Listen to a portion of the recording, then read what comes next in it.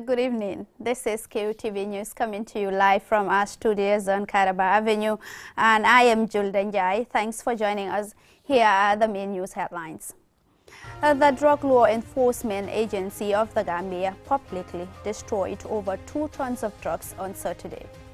And the Gambia Bar Association organized its Law Ball and farewell dinner to celebrate the life and achievements of Barrister Surahata B.S. Jane, who retired in 2022 after 52 years of service.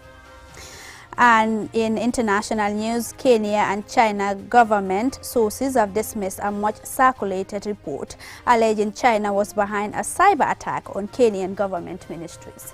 In entertainment news, Nigerian music star Ruga is gearing up for a concert at Q City later tonight. Those were the headlines and the news in detail.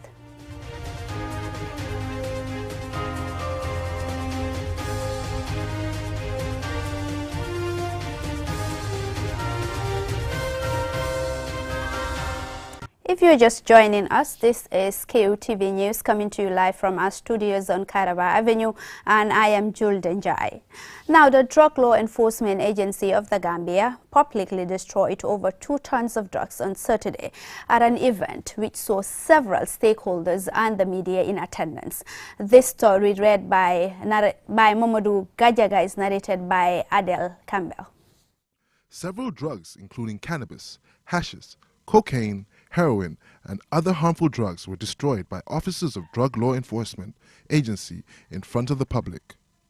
Some of these drugs were seized over a year ago and gathered for an annual public destruction. The street value of the drugs is estimated at over $17 million. Knowing the harmful effects of drugs to any society, this exercise is an important one. Asan Tangara, Permanent Secretary at the Ministry of Interior, speaking on behalf of the minister, highlighted the challenging work of combating drugs. You will agree with me that combating drugs is one of the most difficult jobs one can embark in modern times. While the number of drug users and traffickers is on the increase, their methods of concealment are also getting more and more sophisticated. These are put drug enforcers on the watch at all times, and Derek is no exception. Ladies and gentlemen, the interdiction of huge quantities of drugs using local intelligence means is commendable. These cases are thoroughly investigated and culprits are subjected to criminal accountability. Some of these cases are already determined by the courts, while others are still pending review.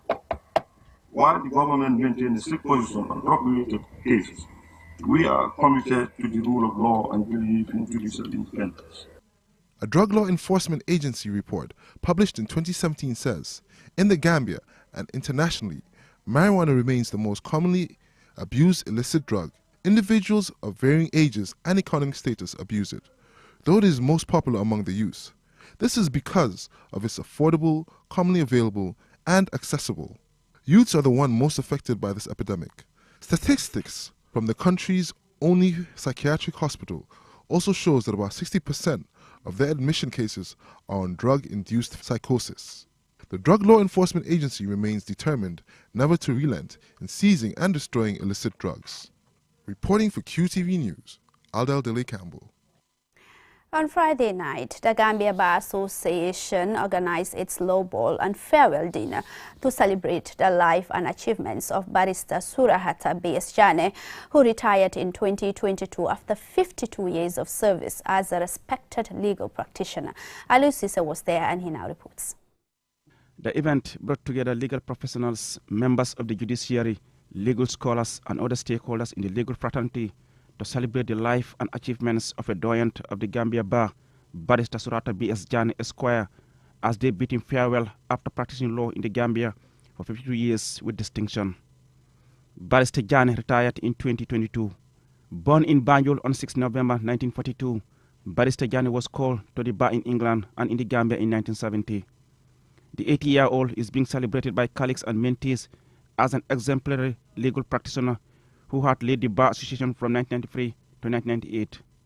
Salih Utal, the president of the Gambia Bar Association, described SBS Jane as he is commonly known as a remarkable man who is humble and approachable.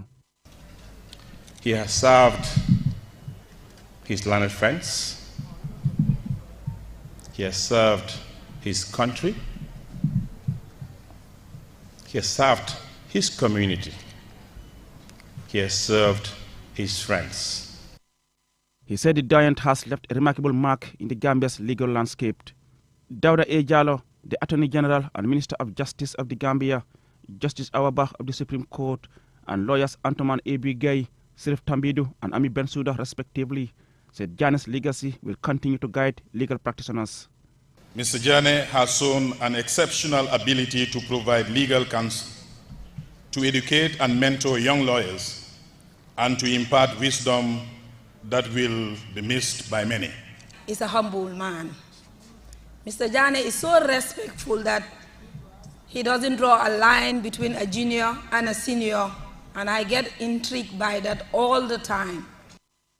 Surahata B.S. Jane is one of the founding members of the African Commission on Human and People's Rights, where he served for 8 years. He was a founding member of the Law Reform Commission of the Gambia. He has represented individuals and companies in high-profile commercial and criminal cases. He established Samega Chambers in 1973. He served as a barrister of the Honorary Society of Gray's Inn, London. Gray's Inn is one of the Inns of Court, the historic societies that educate and train barristers in England and Wales. Barrister Jane holds a law degree LLB from Hull University in England and also spearheaded the Jane Commission of Inquiry into the financial dealings of former President Yahya Jammeh. In a vote of thanks, Jane thanked all for the recognition and support in his journey.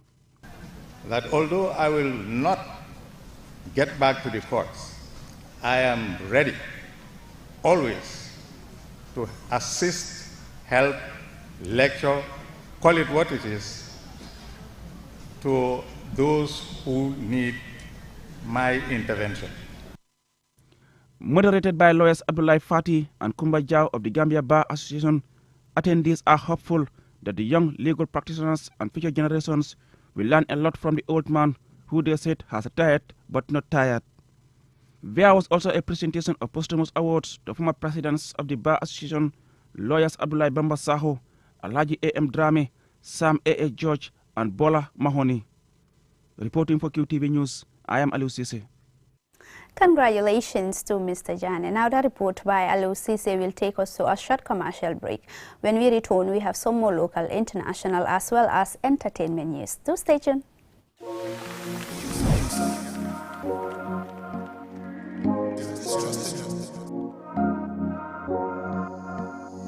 As the fastest growing GSM company in the Gambia, QCell has the widest 4G plus coverage in the country, 3 times faster internet speed than our competitors.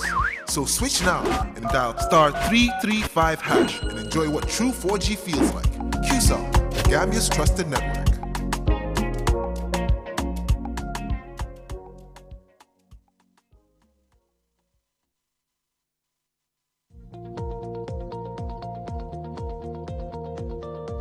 To make sure your company's products and services reach your potential customers, it is essential that you choose the right channel for your marketing purposes. QTV has the widest reach locally and beyond, and we can give your business the visibility it needs. Call QTV Marketing on +220 324 4444 or email us at marketing@qtv.gm and take your business to the world.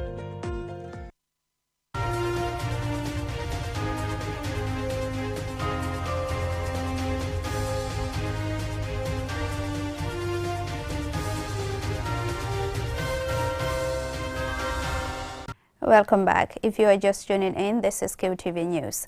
And now let's shift our attention to international news.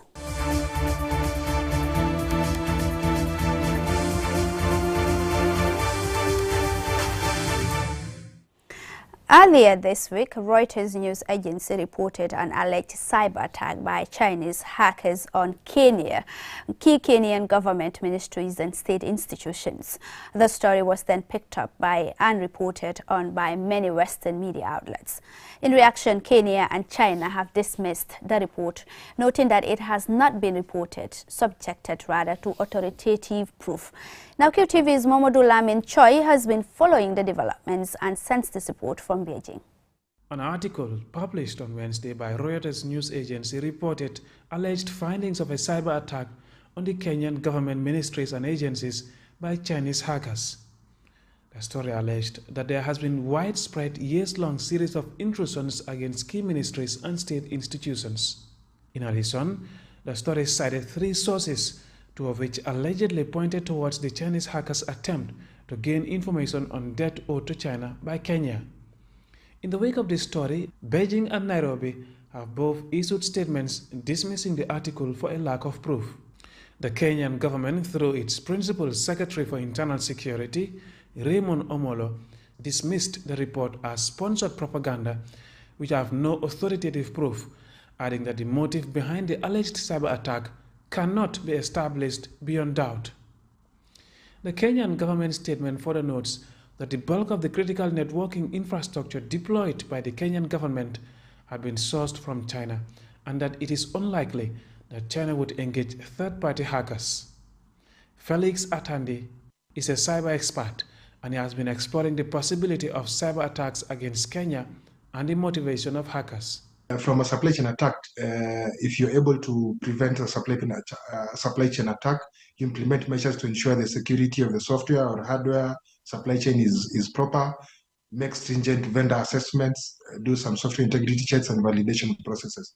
So from that statement, if China ideally installs or implements some of our critical infrastructure, ideally coming from either Huawei or other vendors, it will not make sense for them to get some other people to hack us again if they already implemented some of these softwares, because if they did, and maybe if they had backdoors or a way to access some of this infrastructure, they could do it by themselves. Responding to a question about the hacking allegation, the spokesperson of China's embassy in Kenya described the report as quote-unquote groundless and far-fetched, stressing that China firmly opposes and combats cyber attacks in all forms.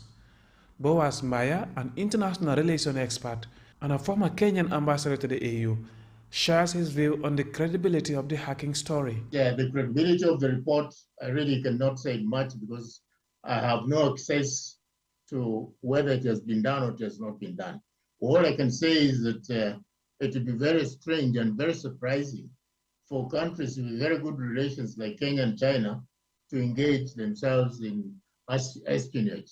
I guess it will probably be part of the international global efforts at competition between China and the United States. So they are trying to outdo each other in terms of who does what and who is likely to be successful in having access to Kenya. Following official reactions to its publication from Beijing and Nairobi, Reuters has responded saying it stands by its story. The China-Kenya relations have existed for 60 years and witnessed cooperation with comprehensive strategic partnerships that have benefited the people of both countries. Mahmoud Lamin Choi, QTV News, Beijing. Let's now shift our attention to some entertainment news. Now, Nigerian music star Michael Adebayo Oleyinka, popularly known as Roger, arrived in the Gambia on Friday and is set to perform at the Q City tonight. In an interview with QTV's Churchill Balde at the Banjul International Airport, the musician and songwriter, who calls his style Afro Dance Hall, spoke about his visit and what his fans should expect. We also hear from the event's promoter and founder of Absolute Entertainment, Hadify. Here is an excerpt. I feel so good, like the atmosphere, the reception has been good so far. I'm really happy to see everyone here right now, so it's my first time in Gambia, so it's good. Having so much fans has been a dream come true for me, and I'm happy to where I've gotten to in my life, and happy about the future also. When I see and when I come to countries like this where the fan base is really large, it's really good for me, you know. I'm really happy, I'm excited. It brings out the energy in me, definitely. I love you, Gambians. I can't wait to see you. I love you so much. Bless. Them outside, we know they house. No, they look for us, we know they house. Them outside, we know they house. No, they look for us, we know they house. I would first want to say thank you so much for the support. We have seen it from every promoter, every citizen of the country that has been supporting our journey, that have been posting. We've seen it. We appreciate. For those of you that bought your tickets, thank you so much. For those that did not, you do not wait too long. It's tonight, actually, I would say. It's tonight, and it's going to be big. You don't want to miss out. So get your tickets and meet us at Q City. It's a Cool Vibes concert with Ruger. And you know, Ruger with the energy, my God, you don't want to miss that. Tickets are not yet sold out. That's what we're hoping for, but we have a good number of people coming to the event. And yes, we will be selling tickets at the gate. Can you remind them what the prices are? Well, we have a promo, usually, actually tomorrow. Today, the tickets were supposed to change to 700. It was previously 500, the advance tickets. And today it's supposed to change to 700, but we've decided to give more people the opportunity to be able to benefit from the advance tickets. So we wouldn't be changing the ticket price until midnight. After midnight, we're going 700, and the VIP is $1,500, which is almost sold out. Yeah, so these are the ticket prices. Now we have Lena and One Lyrical, we have Brandy Moja, we have Lil Q from Holland, and then we have Attack, we have, what are the names again? Oh, I'm getting old. Full of Gangsta. DK, Full of Gangsta, that crazy little boy. And we have Nobles, we have T, but yeah, we have Uche. Yeah, we have so many great acts, and we have great things to show you guys tomorrow. It's going to be interesting tonight, and of course I'm looking forward to his performance tonight. Well, I'm afraid that's all we got for this edition of This News until we come your way tomorrow. But before then, let's have a recap of the main news headlines. The Drug Law Enforcement Agency of the Gambia publicly destroyed over 2 tons of drugs on Saturday. The Gambia Bar Association organized its low ball and farewell dinner to celebrate the life and achievements of Barrister Surahata B.S. Jane, who retired in 2022 after 52 years of service. And of course, we have in international news, Kenya and China government sources have dismissed a much circulated report alleging China was behind a cyber attack on Kenyan government ministries. In entertainment news, of course, Nigerian music star Ruga is gearing up for a concert at the Q City tonight. Many thanks indeed for the pleasure of your company. Join us tomorrow for the news review with Ade Drame and of course Momo Dumboch. Until then, do have a nice day. Nice night. Bye-bye.